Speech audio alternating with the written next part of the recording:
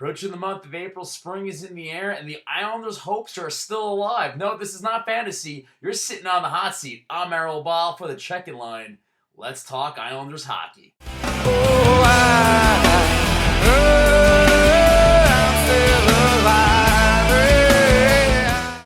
That's right, Islander fans. Pearl Jam is leading us the way as the Islanders' playoff hopes are still alive. We are currently tied for the 8th seed with the New York Rangers. And with that being said, spring is in the air, and we are not talking about the lottery draft. Oh no, we are talking about playoffs. That's right, playoffs! Remember that last time? I really had the Islanders written off. Didn't even expect them to be showing signs of life this far, but yet I am wrong, and I'm happy that I am as we are approaching the month of April. Spring is in the air. We still have a long way to go, but believe me, I have a great feeling that the Islanders might have a shot to make the playoffs, and these are the moves that I believe Garth Snow should make to solidify this position. Maybe I'm setting myself up for heartache. I mean, hell, I'm an Islander fan. I'm used to being brokenhearted time and time again. But I really have hopes that I believe this team, with some right solid moves come this trade deadline on Wednesday, the 3rd of April, the Islanders could definitely squeeze by the 8th, and if possible, maybe even go a few steps higher to the 7th or 6th seed.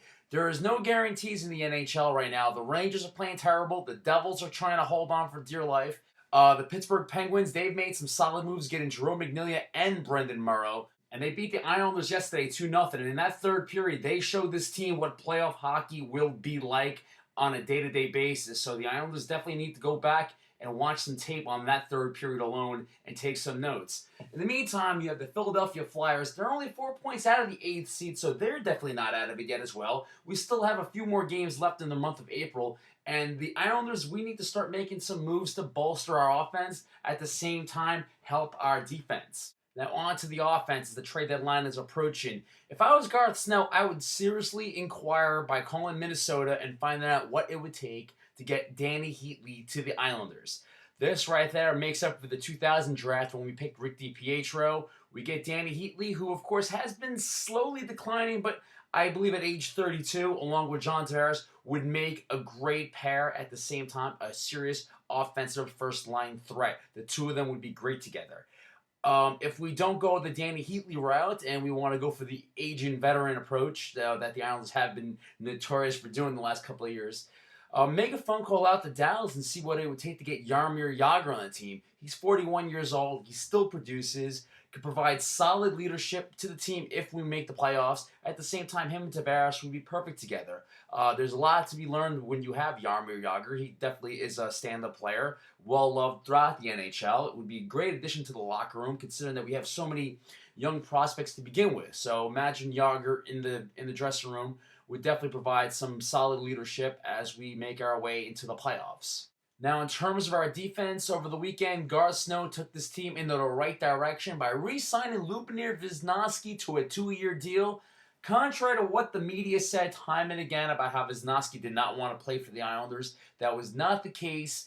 He came back from Slovakia. He had some family issues, came back, played like a gentleman, loved the team loved him, and here he is signed for 2 more years. I have no problem at all with his contract. I think it's a solid deal. It's definitely one that needed to be made. Helps solidify our defense. Now I hope we could go out there and re-sign Mark Streit, or if anything, trade him for something greater in return. At the same time, in terms of making any deals to bolster our defense, even though he signed a 2-year deal with Montreal, I would really love to see the Islanders make a push for PK Subban. I think he'd be phenomenal. At the same time, if we want to go for size, though not necessarily grit, it wouldn't hurt if the Islanders reached out to Calgary for Jay Bouwmeester, though he's not exactly the ideal defenseman I want. But if he could be had for cheap, I definitely have no issues at all with the Islanders getting Bouwmeester from Calgary. Personally, I'd rather have Anton Babchuk at 6'5", 240. I think he'd be great in our blue line, because that's really what the Islanders need. We need some big guys, you know? We need guys that are over 6 feet tall. We can't throw Aaron Ness out there and expect him to prove anything. No offense to Aaron Ness. I just feel that at 5'10", 160, 170 pounds, you're just going to get creamed in the NHL. He's definitely not in my future book in terms of what the Islanders' prospect pool would be in the blue line. In the meantime, we wait for Griffin Reinhart to develop, and hopefully Matt Donovan continues his ways in the AHL and has something to prove for next season. But This trade deadline, I wouldn't necessarily be opposed to getting Jay Bouwmeester as long as it's not an expensive deal to be made. At the same time, if we go all out, I really wouldn't complain much if we got PK Subban, and that right there would definitely solidify our blue line. Along the fact that if we made a good trade or two to help out our offense, I definitely see the Islanders going above the 8th seed this year, and who knows how far we can make it in the playoffs as long as Evgeny Nabokov continuously plays his A game, our defense gets bolstered, and we show effort.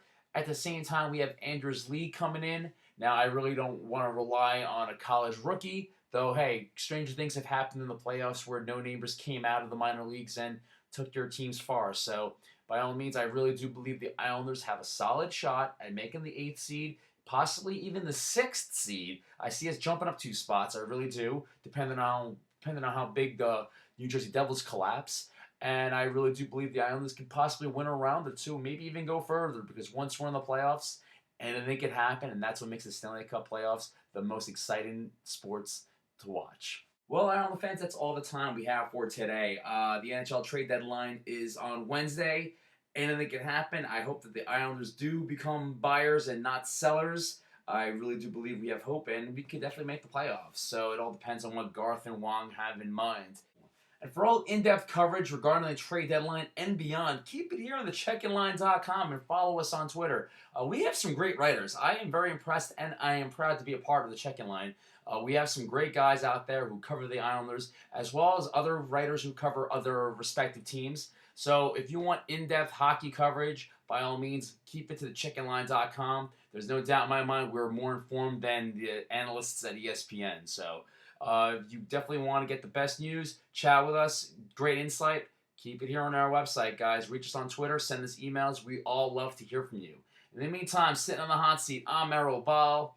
Let's go Islanders, and we'll see you again next time. Happy Easter, everyone.